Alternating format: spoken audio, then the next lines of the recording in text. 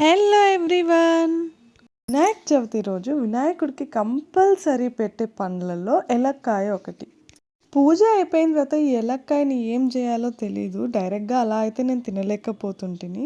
So పక్కన పెట్టేసేదాన్ని. కానీ ఈసారి మా ఆంటీ ఈ ఎలక్కాయతో పచ్చడి చేసుకుంటారు, ఊరగాయ పెట్టుకుంటారు అని తన రెసిపీ చెప్పింది.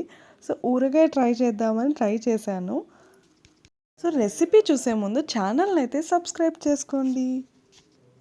ఈ ఊరగాయని పెట్టుకోవడం చాలా ఈజీ. ఫస్ట్ దానికోసం మనము ఒక ఎలక్కాయని పగలగొట్టుకోవాలి.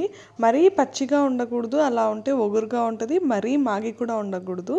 పగలగొట్టేసుకున్న తర్వాత అలా చిన్న చిన్న పీసెస్ లాగా కట్ చేసి పెట్టుకోవాలి. నెక్స్ట్ మనం కొన్ని మెంతులు, మనం తీసుకున్న ఊరగాయ క్వాంటిటీకి కొన్ని ఆవాలు బాగా వేయించుకోవాలి. వేయించుకొనేసి ఒక పౌడర్ చేసి పెట్టుకోవాలి. తర్వాత మనము ఒక గిన్నెలో ఆయిల్ తీసుకొని కాస్త వేడయ్యాక కొన్ని ఆవాలు వేసుకోవాలి. ఆవాలు కాస్త చిటపటమనిన తర్వాత ఇంగువ ఇష్టపడే వాళ్ళు ఇంగువ పొడి వేసుకోవచ్చు. ఇలా ఇంగువ వేసుకున్న తర్వాత స్టవ్ ఆఫ్ చేసేసుకోవాలి. స్టవ్ ఆఫ్ చేసుకున్న తర్వాత మనకి తెల్లవాయలు ఉంటాయి కదా, అవి వేసేసుకోవాలి. కాస్త నూనె ఇదంతా చల్లగా అయిపోయిన తర్వాత మనము ఈ కట్ చేసి పెట్టుకున్న ఎలక్కాయ పీసెస్ అన్నీ అందులోకి వేయాలి. నెక్స్ట్ మనం ఇందులోకి ఉప్పు, తర్వాత కాస్త కారం వేసుకోవాలి. బాగా కారం కారంగా తినాలనుకునే వాళ్ళు ఇంకొక స్పూన్ కారం ఎక్స్ట్రా యాడ్ చేసుకోవచ్చు. దీని తర్వాత మనము ఆల్రెడీ పౌడర్ చేసి పెట్టుకున్న ఆవాలు, మెంతుల పొడి ఉంది కదా, అది కలిపేసుకోవాలి.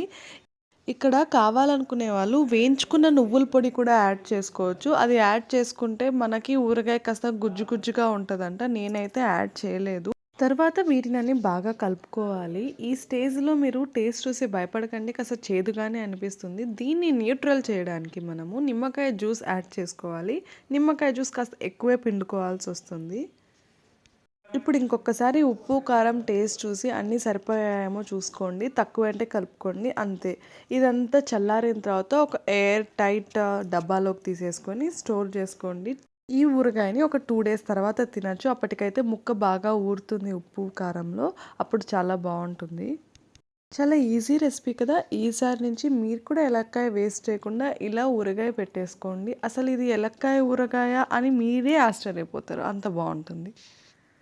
Thank you for watching.